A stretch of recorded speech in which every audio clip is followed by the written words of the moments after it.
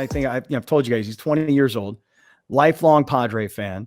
The last time the Padres were in the playoffs, we had his 6th birthday party at Petco Park in the park.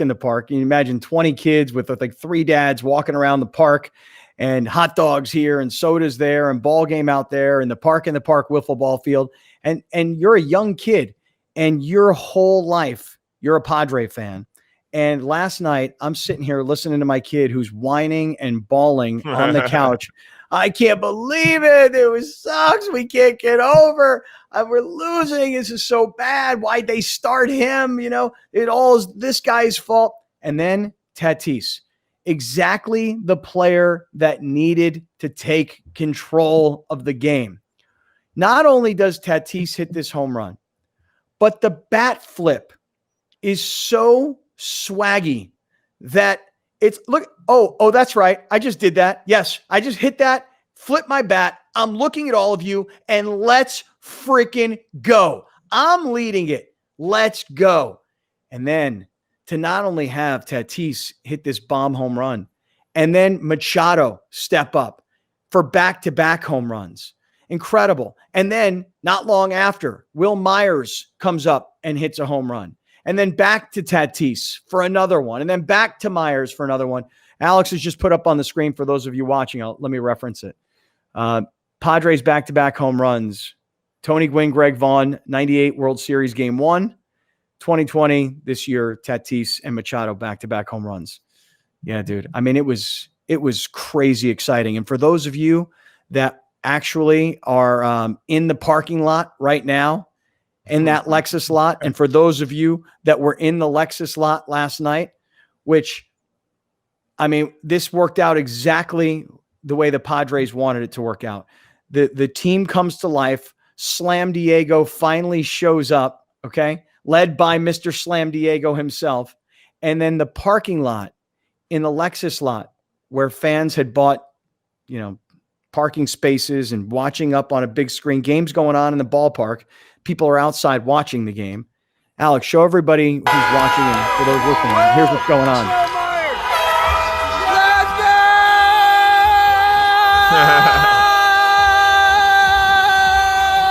Let's go! Guys running around through the parking lot.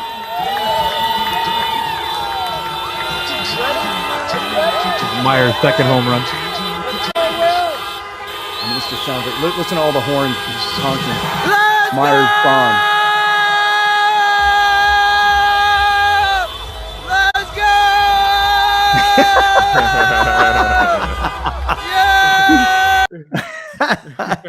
go! Okay, so in today's world, when I see what I just saw, and for those of you listening, just imagine it's the Lexus parking lot across the street from Petco Park, where, if you're a season ticket holder or VIP of some kind, that's where you park. Maybe 500 spots, 750 spots, something like that. And the Padres sell these spots, and it's supposed to be like a drive-in movie theater, but nobody's staying in their car. No way. And as the Padres are making this incredible comeback, people are running around the parking lot. Woo! And nobody's wearing a mask. People are high-fiving each other. People are hugging it out. I just, in a county where there's so much debate about open, reopen, shut down, reopen, which candidates or which politicians are for the open, which ones are for the shutdown. I'm just shocked that an event of this size with this many people can even happen. So for those of you that were down there, man, enjoy it and stay healthy. Like wash your hands or something, dude. Because when you get in a crowd like that, you get an environment like that, you're not even thinking about it. Because on Sunday, when Nick Foles started throwing touchdowns, I was high-fiving people too. I didn't care. I never even thought about COVID. People were wearing masks. People were not wearing masks. People were hugging and chest bumping and sharing drinks. And you don't think about that because that's the beauty of sports. And that's why it's so important for people to say for sports to come back, because it gives you something that you can lock in on and you don't have to worry about anything else. And from when the game starts until when it's over, other than the score. Oh, from Mr. Coronavirus himself. All of a sudden, we need sports back because we need to high five strangers. Listen, I love what I saw I did not think for a second that people were going to just stay in their cars. Right. Okay. I didn't think that everybody be rocking masks, but I also feel like, we can't make up our minds right now. Are we open? Are we not open? Should we be around people? Should we not be around people? Because that's about the furthest thing I've seen from social distancing. So we open for baseball. Hey, look, I'm not going. It's all good by me. I like sitting right here watching these games. I like being around, my people watching these games.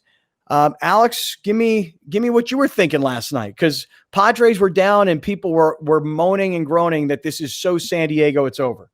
Not me. Listen, I was talking about wheels falling off last weekend when Lamet and Clevenger got hurt. Yes, because that's still true. Like, they're not there. Tonight's going to be a struggle because you got the bullpen day. I was talking about specifically yesterday. I tweeted this yesterday. I believe in you, Padres. And look what time this was. 4:49 when they were down big. I never gave up hope yesterday because I saw this coming. The only thing I didn't see coming was Davey struggling. That kind of hurts because I said yesterday, if he can't go deep, you're going to tax that bullpen. And guess who's pitching today? That bullpen. So I'm a little worried about tonight. But before we even get there, to last night, in my 14-year history as a Padres fan, best night ever. Not even close. Then I've been in Petco for some crazy games. I've All-Star game, I was there. Home Run Derby, I was there. No one was in there, and that was the best night that ever happened at Petco. Honestly, whatever happened yesterday, because it wasn't just sack flies and fielder's choices like the first couple runs were. It was home runs. It was Slam Diego, and it was awesome. And why are you laughing? Can I ask you a question? Yeah. So in game one, you didn't repost the wheels coming off? Yeah, because they did fall off. Right. No. I'm talking specifically yesterday. Everybody was freaking out yesterday.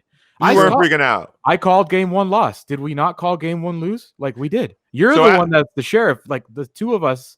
Listen, so when the sheriff take the mound tonight, you gonna be nervous?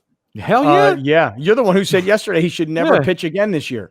Well, he shouldn't. You got to be a fool to be confident in Chris Paddock. Can I ask everybody a question? What is this fascination with the call out of fandom? I said this, I said that, you said this, I'm going to hold you to that. I mean, it's like, are we not all rowing in the same direction in the moment? Look, the roller coaster is real. When you're down early and you find yourself down 4 runs, you start to think this thing is over. And when, the lead gets extended, you're like, well, this is just so San Diego. I have guys texting me, long time listeners texting me, I can't believe it. This is so us. This is so typical. We can never win anything. This reminds me of the 2006 Chargers, and everything was going great until Marlon McCree. I mean, that is who this fan base is. And so I just love how there's all this, like I'll give you another example. Last night, what'd you guys do after the Padre game? Did you guys keep watching stuff? No, I went and got some food. Dude, I turned dishes. Okay. I turned to the Dodgers. I was so into the games last night.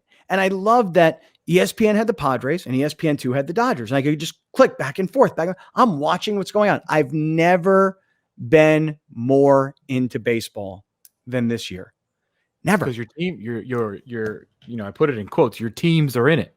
And it's never happened. Listen, the Padres are the team I root for. The Dodgers, in a little sort of kind of part-time way, are a team that I need to know what's going on with if and when I ever get back on 710. So I'm into it. In fact, I was so into baseball last night that I actually texted Alex and said, is there an NFL game on tonight? And if so, what channel? Yeah. I did not know that the Jets played the Broncos last night, had no idea, and didn't see 1 second of the game because I was completely consumed with the Padres, which, by the way, is like a 5-hour game. And then I could flip over and see what was going on with Clayton Kershaw and the Dodgers, because isn't that what we all want? Like, don't we want the Padres versus the Dodgers? Isn't that what we want? Yeah. I don't know if baseball wants that. I know that we want that. That's right. I don't. Baseball. Right. I don't think honestly, Dodger fans do. I don't think Dodger fans want it. Don't you guys think that baseball fans still don't know about the Padres? I still see national writers talk about how there is no more exciting team in baseball than the Padres. There is no better player, more exciting, flashy player than Tatis than the Padres. But how many real baseball fans know what the Padres are doing this year? Don't you think the majority of fans would love to see a Cardinals Dodgers because it's the two historically good franchises? I would say this. I'd say baseball fans know what's going on. I'd say average fringe sports fans have no idea what's going on. And to answer your original question, which is this what we want?